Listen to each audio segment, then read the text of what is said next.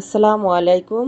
আজকের recipe broiler মুরগি একটু ব্যতিক্রমভাবে আমি রান্না করব। আজকে অনেকের দেখা যায় ব্রয়লার মুরগি খেতে ভালো লাগে না, তো আজকে আমার এই হাতে মাখা যে ব্রয়লার মুরগিটা আমি রান্না করব, আশা করছি এভাবে রান্না করলে সবারই অনেক ভালো লাগবে। প্রথমে মাংসটা আমি ধুয়ে পরিষ্কার করে পানি ঝরিয়ে নিয়েছিলাম, আর এখানে আমি 1 কেজির মতো মুরগির মাংস দিয়েছি।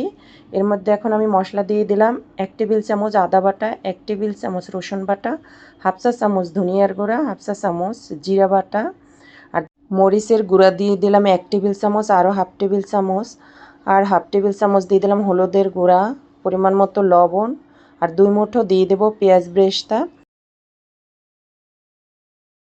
ঝালটা যার যার ইচ্ছে মতো দেওয়া যাবে এটা। তো এখন সব কিছু একটু হাতে ভালোভাবে মিশিয়ে নিতে হবে। এটা মেশানো হয়ে গেলে এখন আমি 30 মিনিটের জন্য রেস্টে রেখে দেব, এতে করে মাংসের ভিতরে মশলাটা ভালোভাবে ঢুকে যাবে। এভাবে রান্না করলে ব্রয়লার মুরগি কিন্তু খেতে অনেক ভালো লাগে। একটু ব্যতিক্রমভাবে এটা রান্না। তো রান্না করার জন্য এখানে আমি তেল দিয়ে দেব, আর কিছু আস্ত মশলা, 2টো তেজপাতা, সাদা এলাচ, কালো এলাচ, দারুচিনি এগুলি দিয়ে দেব। তেলের মধ্যে দিয়ে কিছু সময় মশলাটা একটু ভেজে নিতে হবে। যখন মশলাটার একটা খুব সুন্দর ঘ্রাণ বের হবে, তখন আমি দিয়ে দেবো এখানে হাফ কাপ পেঁয়াজ বাটা। এখন আমি পেঁয়াজ বাটাটা তেলের সাথে মশলার সাথে একটু সময় কষিয়ে নিব। কষানো হয়ে গেলে এখন সেই মাংসটা দিয়ে দিতে হবে। আমি বাটিটা ধুয়ে কিছুটা পানি দিয়ে দেব কষানোর জন্য। এই মাংসটা যত বেশি কষানো যাবে অতই ভালো লাগবে। তো এখন আমি সব কিছু মিশিয়ে একটা ঢাকনা দিয়ে রেখে দিব 2 থেকে 3 মিনিটের জন্য।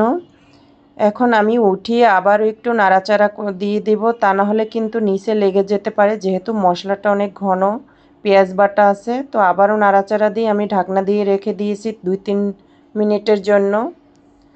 এই পর্যায়ে কিন্তু ঝোলটা অনেকটাই কমে আসছে।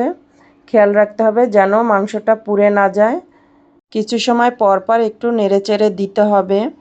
কিছু সময় কষানোর পরে এখন আমি আবারও একটু পানি দিয়ে দিলাম। এই পানিটা দিয়েও আমি আবারও মাংসটা কষিয়ে নেব।